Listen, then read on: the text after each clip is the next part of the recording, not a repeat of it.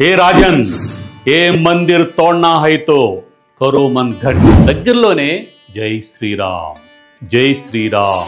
ఈ కర్మన్ ఘాట్ దేవాలయానికి వెళ్ళి ఎవరైనా తమ కోరికలు విన్నవించుకుంటే ఈ కర్మన్ ఘాట్ ఆంజనేయ స్వామి కేవలం 40 రోజుల్లోనే వాళ్ళ కోరికలు తీరుస్తాడనే ప్రగాఢ విశ్వాసం ఇప్పటికీ భక్తుల్లో ఉంది. హే రాజన్ ఏ మందిర్ తోడ్నా హైతో కరో మన్ ఘట్ అని సాక్షాత్తు ఆంజనేయ స్వామి హెచ్చరించాడు. దాంతో మొహికుద్దీన్ మహమ్మద్ అనే మొఘల్ చక్రవర్తి భయపడి పారిపోయాడు. తన గుడిని తానే రక్షించుకున్న ఆంజనేయ స్వామి దేవాలయం ఇంతకీ ఎక్కడుంది? ఈ వివరాలు ఈ వీడియోలో తెలుసుకుంటారు. ఇక లేట్ లేకుండా మనం వీడియోలోకి వెళ్ళిపోదాం. వెళ్ళిపోయే ముందు మీరు ఈ ఛానల్ ఇప్పుడే చూస్తున్నట్లయితే మా కష్టజీవి వ్లాగ్ ఛానల్ని సబ్స్క్రైబ్ చేసుకోండి, లైక్ చేయండి, షేర్ చేయండి, కామెంట్ చేయండి, పక్కనే ఉన్న గంట గుర్తుని ప్రెస్ చేయండి. పదండి ఇంకా లేట్ లేకుండా మన వీడియోలోకి వెళ్తాం. తెలంగాణ రాష్ట్ర రాజధాని హైదరాబాద్లో సాక్షాత్తు భాగ్యనగరంలోనే ఉంది టెంపుల్. అందరికీ తెలుసు ఈ టెంపుల్ని కర్మన్ ఘాట్ టెంపుల్ అంటారు. చాలామంది వెళ్ళి ఉండొచ్చు, చాలామంది వెళ్ళకపోయి ఉండొచ్చు. సరే, వెళ్ళని వారు ఈ వీడియో చూసి తెలుసుకోండి. అలాగే వెళ్ళిన వారు మళ్ళీ వెళ్ళండి, ఏం పర్లేదు. దేవుణ్ణి ఎన్నిసార్లు చూసినా పర్లేదు కదా. సినిమాలు, మనకి ఇష్టమైన సినిమాలు, క్రికెట్ ఎన్నిసార్లు అయినా చూస్తుంటాం. అదేవిధంగా మీరు టెంపుల్స్ను కూడా చూడండి. అదేవిధంగా విజిటింగ్ ప్లేస్లను కూడా మళ్ళీ చూడండి. అంటే తాజ్మహల్ అలాంటివి అన్నీ కూడా మళ్ళీ చూసినా కానీ మనకి మనసు తీరదు, తనివి తీరదు అంటాం కదా. అలాగా ఇక ఈ కర్మన్ ఘాట్ టెంపుల్ వెనక పెద్ద చరిత్ర ఉందండి, ఆసక్తికరమైన చరిత్ర ఉంది. అలాంటి చరిత్రను ఇప్పుడు ఈ వీడియోలో మీరు తెలుసుకోబోతున్నారు. అది 11వ శతాబ్దంలో 2వ ప్రతాపరుద్రుడు, మనకి వరంగల్ తెలుసు కదా, అప్పట్లో ఓరుగల్ అనేవాళ్ళు. ఆ వరంగల్ని అంటే ఆ ఓరుగల్ని 2వ ప్రతాపరుద్రుడు పరిపాలించేవాడు. ఈయన కాకతీయుల రాజు. ఈ 2వ ప్రతాపరుద్రుడు వేటకని వెళ్తూ ఒకసారి ఈ కర్మన్ ఘాట్ ప్రాంతానికి వచ్చాడు. అప్పుడు ఈ కర్మన్ ఘాట్ ప్రాంతాన్ని లక్ష్మీగూడెం అని పిలిచేవారు అన్నమాట.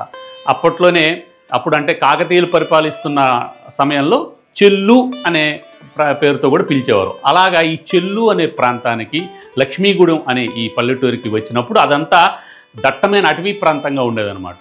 ఒకసారి అలా వేటకు వచ్చి ఆయన ఒకసారి నిద్రించాడు ఇదే అడవిలో.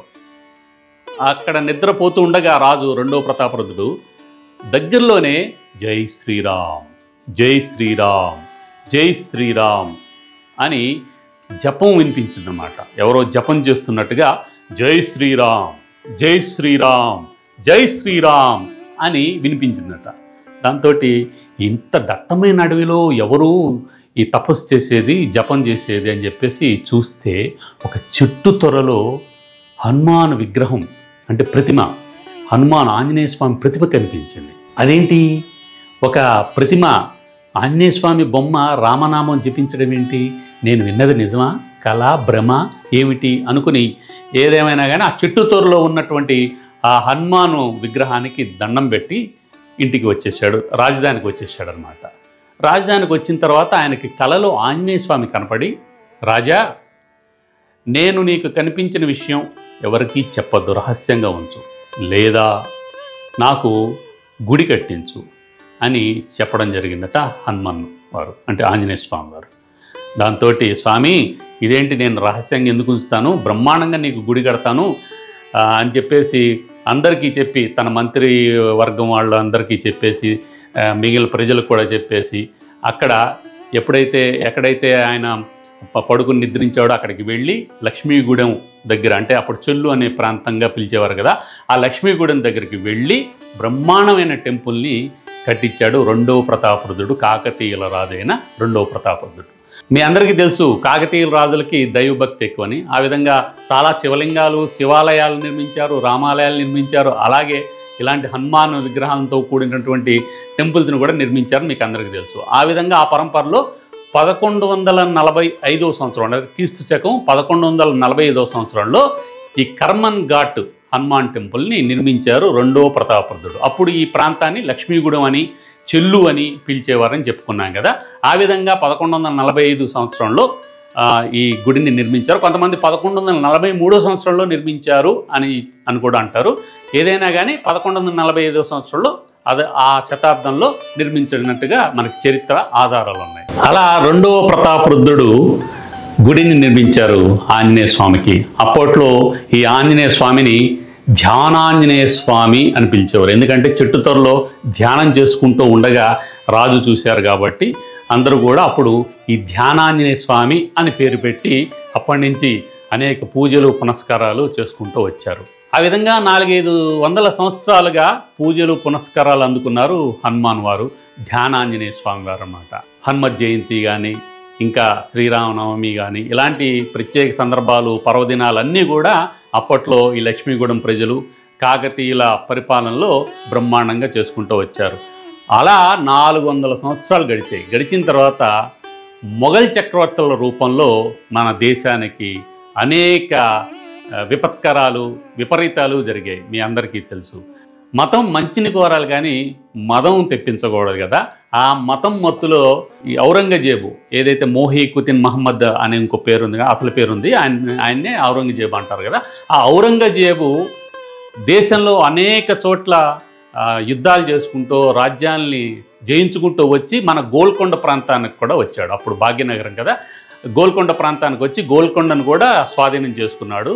ఆ విధంగా స్వాధీనం చేసుకున్న తర్వాత ఇక్కడెవరో ఈ హిందూ మత ప్రచారం జరుగుతోంది ఈ దేవాలయం ద్వారా అని చెప్పి ఎవరో చెప్పగా ఆయన్ని ఏం చేశాడంటే, అప్పుడు ధ్యానాంజనేయ స్వామి దేవాలయం కదా, ఈ దేవాలయానికి వచ్చి అంటే సైనికులు పంపించి ఆ టెంపుల్ని కూడా అంటే ఆ దేవాలయాన్ని కూడా కూలగొట్టండి, ధ్వంసం చేయండి, అక్కడున్న ఏదైతే దేవతామూర్తులే ఎవరైతే ఉన్నారో ఎవరుంటే వాళ్ళ విగ్రహాల్ని ధ్వంసం చేయండి, నాశనం చేయండి, ఆ దేవాలయం నేలమట్టం చేయండి అని చెప్పేసి ఔరంగజేబు తన సైనికుల్ని ఈ టెంపుల్కి పంపించాడు.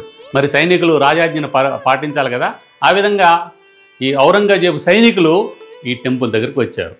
అప్పట్లో మీకు చెప్పాను కదా, చెల్లు అనే ప్రాంతం అనిగా లేకుంటే లక్ష్మీగూడ అనే ప్రాంతంగా పిలిచేవారని. ఆ లక్ష్మీగూడెంలో ఉన్నటువంటి ఈ ధ్యానాంజనేయ స్వామి దేవాలయానికి వచ్చారు. వచ్చి ఆ టెంపుల్లోకి వెళ్ళాలి అనుకున్నప్పుడల్లా వాళ్ళకి ఏదో ఒకటి అడ్డుపడడమో లేకుంటే వాళ్ళకి ఆరోగ్యం పాడవడమో వాళ్ళకి కొంతమంది మానసికంగా పిచ్చివాళ్ళు అవడమో జరిగిందట. ఆ సైనికులు ఔరంగజేబు సైనికులు అసలు దేవాలయం లోపలికి ప్రవేశించడమే కాలేదట. లోపల నుంచి ఏవో పెద్ద పెద్ద రామనామ శబ్దాలు అవన్నీ వినిపించడం, లేదంటే వీళ్ళకి ఏదో అడ్డు తగలడం, ఆరోగ్యం పాడవడం, ఈ విధంగా జరిగిందట. ఇక ఈ సైనికులందరూ వెళ్ళి ఔరంగజేబుతో మొరపెట్టుకున్నారు. సాబ్ నవాబ్ హుజూర్, మేము అక్కడికి వెళ్ళలేకపోతున్నాం, అసలు దేవాలయం లోపలికి వెళ్ళలేకపోతున్నాం, ఏదో శక్తి మమ్మల్ని అడ్డగిస్తోంది, మరి ఏమిటో తెలియదు, మాకందరికి ఆరోగ్యాలు పాడయ్యాయి, మేము ఇక ఆ టెంపుల్లోకి వెళ్ళలేము అని చెప్పేసి చేతులు మొక్కి చెప్పారట.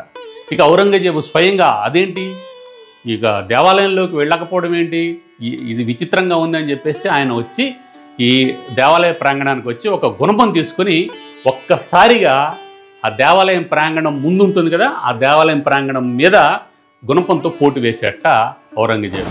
దాంతో ఆకాశంలో పెద్ద పెద్ద మెరుపులు, ఉరుములతో కూడిన శబ్దాలు, విపరీతమైన శబ్దాలు వచ్చాయి. ఏదోలే వాతావరణం వానొచ్చే విధంగా ఉందేమో అని చెప్పేసి లైట్ తీసుకున్నట్ట ఔరంగజేబు.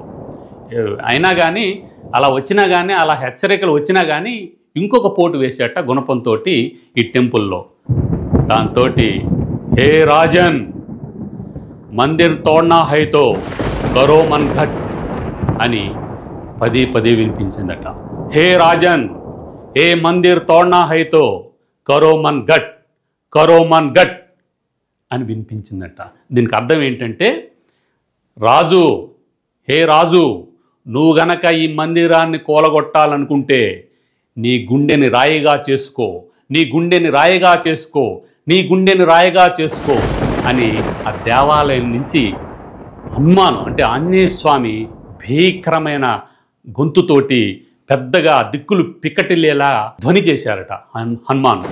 దాంతో లోపల ఏదో శక్తి ఉంది. అప్పటికి అతను మత చాండస్యం కదా, అప్పటికి దేవుడు అంటలే, ఏదో భూతం ఉంది లోపల, అందుకని మనల్ని భయపెట్టిస్తోంది, మనం ఈ దేవాలయానికి గురించి రావద్దు, ఈ దేవాలయాన్ని మనం పట్టించుకోవద్దు, వెళ్ళిపోదాం అని చెప్పేసి ఆ రాజు భయపడి, అంటే ఆ మొఘల్ చక్రవర్తి ఔరంగజేబు భయపడి తోక ముడిచాట. ఆయన ఎప్పుడైతే గుణపంతో ఇలా అన్నాడో, ఔరంగజేబు ఎప్పుడైతే రెండోసారి గుణపంతో అన్నాడో కరో మన్ ఘట్ అన్నాడు కదా, నీ గుండెని రాయి చేసుకో అన్నాడు కదా, భయపడి పారిపోయాడు ఔరంగజేబు. అప్పటి వరకు ధ్యానాంజనేయ స్వామి దేవాలయంగా పిలిచిన ఈ దేవాలయాన్ని అప్పటి నుంచి కరో మన్ ఘట్ కదా, కరోమన్ ఘట్ దేవాలయంగా పిలవడం జరిగింది. తర్వాత అదే కాలక్రమంలో మనం పేర్లు మార్చడంలో మనం దిట్టం కదా, ఊర్ల పేర్లు మనుషుల పేర్లు మార్చేస్తాం కదా, అసలు పేరు పోయి కొసర పేరు వస్తుంది. ఆ విధంగా కరోమన్ ఘట్ దేవాలయం వల్ల కర్మన్ ఘాట్ దేవాలయంగా పేరొందిందనమాట. ఆ విధంగా అప్పటి నుంచి కర్మన్ ఘాట్ దేవాలయం బ్రహ్మాండంగా అనేక పూజలు అందుకుంటూ ఆ స్వామికి, ఆంజనేయ స్వామికి అనేక పర్వదినాల్లో కానీ అనేక ఇతర సందర్భాల్లో కానీ, హనుమత్ జయంతి ఇలాంటి సందర్భాల్లో కానీ బ్రహ్మాండంగా పూజలు అందుకుంటూ ఇప్పటికీ నడుస్తోంది, బ్రహ్మాండంగా దిగ్విజయంగా నడుస్తోంది. ఇంకొక ముఖ్యమైన విషయం ఏంటంటే, ఈ కర్మన్ ఘాట్ దేవాలయానికి వెళ్ళి ఎవరైనా తమ కోరికలు విన్నవించుకుంటే ఈ కర్మన్ ఘాట్ ఆంజనేయ స్వామి కేవలం 40 రోజుల్లోనే వాళ్ళ కోరికలు తీరుస్తాడనే ప్రగాఢ విశ్వాసం ఇప్పటికీ భక్తుల్లో ఉంది. అది చాలామందికి నెరవేరింది. ఆ విధంగా ఈ కర్మన్ ఘాట్ దేవాలయానికి ప్రతి మంగళవారం, శనివారం బ్రహ్మాండంగా ఇప్పుడు వందలాదిగా వేలాదిగా భక్తులు వెళ్తూ ఉంటారు. ఎవరైనా కానీ హైదరాబాద్లో ఉన్నవారు తప్పనిసరిగా చూడవలసిన ప్రాంతాల్లో హుసేన్ సాగర్ కానీ, ఇటు చార్మినార్ కానీ, లేదంటే ఇంకా వేరే ప్లేస్లు ఏమన్నా కానీ ఇది ఖచ్చితంగా కర్మన్ ఘాట్ దేవాలయాన్ని చూడండి. ఏదైతే భక్తులు ఎవరైతే ఉన్నారో వాళ్ళు తప్పనిసరిగా వెళ్ళి దర్శించుకోండి, మీ కోరికలు నెరవేర్చుకోండి. ముందు కోరికల కన్నా అసలు ఆ కర్మన్ ఘాట్ ఆంజనేయ స్వామి విగ్రహాన్ని ఆయన అంటే స్వయంభూగా ఒక అటవీ ప్రాంతంలో స్వయంభూగా వెలిసినటువంటి నిజంగా ఆంజనేయ స్వామి ప్రతిబింబంగా ఉన్నటువంటి ఆంజనేయ స్వామి విగ్రహాన్ని చూడండి. అంటే కోరికలు అనేది సెకండరీ, ముందు ఆ దేవాలయానికి వెళ్ళండి. కొన్ని పవర్స్ ఉంటాయి. తిరుమల తిరుపతి వెంకటేశ్వర స్వామికి పవర్స్ ఉన్నట్టుగా కొన్ని ప్రాంతాల్లో మనం తిరుగాడితే, మనం వెళ్తే గనక అక్కడ ఉన్నటువంటి పవర్ మనకు వచ్చి పాజిటివ్ ఎనర్జీ, ఇవన్నీ కూడా పాజిటివ్ ఎనర్జీని మనలో ప్రేరేపిస్తాయి అన్నమాట. ఆ పాజిటివ్ ఎనర్జీని మీరు సొంతం చేసుకోండి. కోరికలు అనేవి తర్వాత, అందరూ ఇప్పుడు వెళ్ళేసి క్యూ కడితే కష్టం. అలా కాకుండా మీరు ఆ పాజిటివ్ ఎనర్జీని సొంతం చేసుకోండి. ఈ విధంగా ఔరంగజేబుని గడగడలాడించిన ధ్యానాంజనేయ స్వామి, కర్మన్ ఘాట్ ఆంజనేయ స్వామిని మీరు దర్శించుకోండి. ఇంతకీ హైదరాబాదులో కర్మన్ ఘాట్ దేవాలయం ఎక్కడుంది? ఇది ఎల్బీ నగర్కి కోతవేటు దూరం అంటాం కదా, అలాగే కాస్త దూరంలోనే ఉంది. కేవలం 4 కిలోమీటర్ దూరంలో ఉంది ఈ కర్మన్ ఘాట్ దేవాలయం. ఐఎస్ సదన్, సంతోష్ నగర్, సాగర్ రోడ్డు ఇవన్నీ ల్యాండ్ మార్క్స్ అన్నమాట. అక్కడికి వెళ్ళి అడిగితే కర్మన్ ఘాట్ దేవాలయం అని అడగగానే ఎవరైనా చెప్పేస్తారు. మీరు ఎల్బీ నగర్ నుంచి వెళ్తే కనుక 4 కిలోమీటర్ల దూరంలో ఉంటుంది. అక్కడి నుంచి మీకు సిటీ బస్సు, ఆటో ఇలాంటివన్నీ మీకు సౌకర్యాలు ఉంటాయి. రవాణా సౌకర్యాలు చాలా ఉంటాయి. లేదా మీ ఓన్ వెహికల్లో కూడా వెళ్ళొచ్చు. చాలామంది ఈ కర్మన్ ఘాట్ కమాన్ని చూస్తూ వెళ్తూ ఉంటారు, కానీ చాలా వరకు లోపలికి వెళ్ళే ప్రయత్నం చేయరు. ఈసారి మీరు తప్పనిసరిగా ఆ రోడ్లో వెళ్తూ ఉంటే గనక తప్పకుండా ఈ కర్మన్ ఘాట్ దేవాలయాన్ని దర్శించుకోండి. మై డియర్ నైస్ ఫ్రెండ్స్, మరొక ముఖ్యమైన విషయం మర్చిపోయాను. అదేమిటంటే, కర్మన్ ఘాట్ దేవాలయంలో గుడి ప్రాంగణంలోనే హనుమాన్ శిల్పం ఉన్నటువంటి ఒక రాయి ఉంటుంది. ఆ రాయి మీద మీరు రూపాయి బిళ్ళ కానీ, ₹2 బిళ్ళ కానీ అతికించి మీ కోరిక విన్నవిస్తే స్వామి క్షణాల్లో మీ కోరిక నెరవేరుతుందా లేదా అనేది చెప్పేస్తారు. ఇదే మీకు వల్లూరు శ్రీ లక్ష్మీ నరసింహస్వామి టెంపుల్లో కూడా ఎక్స్పీరియన్స్ చేసి ఉంటారు. ఆ గుడి గురించి కూడా నేను ఒక ప్రత్యేకంగా అక్కడికి వెళ్ళి వీడియో చేస్తాను. రూపాయి కానీ, ₹2 కానీ బిళ్ళ అతికిస్తే భక్తుల కోరికలు నెరవేరుస్తారని చెప్తారు.